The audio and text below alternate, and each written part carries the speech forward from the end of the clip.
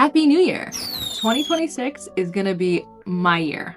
I'm gonna completely change as a person, not waste any time, and do all of the things that I've been putting off. Actually, no, I'm not doing that. And honestly, neither are you. Between December 31st and January 1st, nothing magically changes. Today, I'm talking about the reasons that I hate New Year's. Don't get me wrong, I like holidays. I like fun. I like celebration. But I personally think New Year's is overhyped, chaotic, overpriced, and full of pressure. If you're trying to live smart, frugal, and intentional, it can feel more like a trap than a fresh start.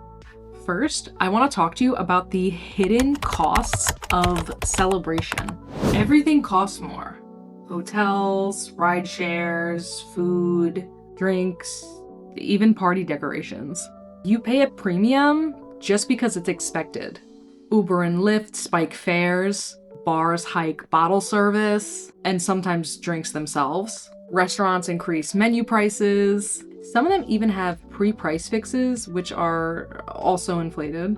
And this is all because of the calendar date. There's this perceived value versus reality. In my opinion, because of media and really good marketing, people confuse spending with fun. They think the more expensive, the more memorable. But often than not, it's just stress, noise, and a bigger credit card bill in January. It's no wonder so many people do dry Januaries and cut their spending drastically that month. Let's talk about over-purchasing stuff that no one needs. What about all the decorations, party favors, confetti, and gifts that no one really wants, that mostly end up in the closet for the rest of the year? Minimalists see this as clutter. Frugal people see it as a waste of money. And product testers, they say 90% of the items aren't even worth it. Then there's the environmental impact and food waste. The buffets, leftover takeout, champagne, and snacks that all go uneaten or undrank.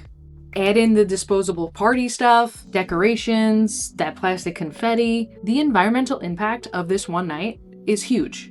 I personally try to celebrate the holiday without breaking the bank and creating so much waste. I generally get invited to a small gathering or a party, or as an aerialist, I'll work an aerial gig. We increase our prices on holidays as well. Even just having a cozy night at home makes me feel better than going out. It's cheaper, simpler, and better for the planet. For this next section, I wanted to talk about amateur hour and spike in danger. There's chaos everywhere. Suddenly everyone's a chef, a mixologist, a dancer. People who rarely drink are knocking back shots and getting wasted. It's chaotic, it's messy, and hilarious. Until someone trips and burns the kitchen down. Probably the drunk person. Now I'm gonna give you some car accidents and danger statistics. New Year's is dangerous. Plain and simple. Over the past 5 years, there were over 1,000 deaths in the US from crashes on New Year's Eve or day. Alcohol and late night driving spike these numbers. Fatal types of overnight crashes on New Year's, depending where you are, can double or triple in your area. This is compared to normal nights. This is another reason why I like small parties. It helps you stay a little safer, or you could stay home. Celebrating cheaper doesn't make you boring, it makes you smart. Plus there's pedestrian chaos, fights at local bars, possibly lost friends, and general mayhem. It's basically amateur hour on steroids. New year, new me. In terms of resolutions and, I guess, hype, gyms are packed, detox juices are flying off the shelf, planners are everywhere, fancy shoes, there are fitness gadgets, all marketed by companies as the new you. By February, most people have dropped their resolutions. The energy fades, so does the novelty, and you're often left with unused memberships, dusty planners, or gadgets that collect dust. And companies love this. They push planners, subscription boxes, home gadgets, fancy kitchen tools, and even apps. And these are all sold as a magic bullet for the better you. Most of these things are not necessary. and they're designed for you to spend money with the promise of change. I personally try to avoid buying into the hype, and I found that real improvement for most things does not involve spending hundreds and sometimes even thousands of dollars. And with materialistic things, I find the less stuff I have, the happier I am. So a lot of times when I add something more to my living area, I'll immediately donate, sell, or throw out something else. And in terms of product testing, I just try to test everything first. I don't buy any expensive gadgets because they're marketed as some crazy life-changing thing, and I just don't believe in that. Credit cards, debt, and financial hangover. Many people wake up on January 1st to surprise credit card bills. Between gifts, parties, last-minute purchases, the bills pile up. Some spend hundreds of thousands of dollars over one night of hype. New York City New Year's events can go from hundreds to thousands of dollars. I'm actually going to look this up. I didn't yet, but I'm going to do that. So I'm going to put the information right there. This is the average that people are spending in 2025 on New Year's in New York City. Again, I would just celebrate cheaply at home, use what you already have for decorations and clothing, maybe have a potluck, avoid impulse spending. For me, it's smarter, easier, and less stressful.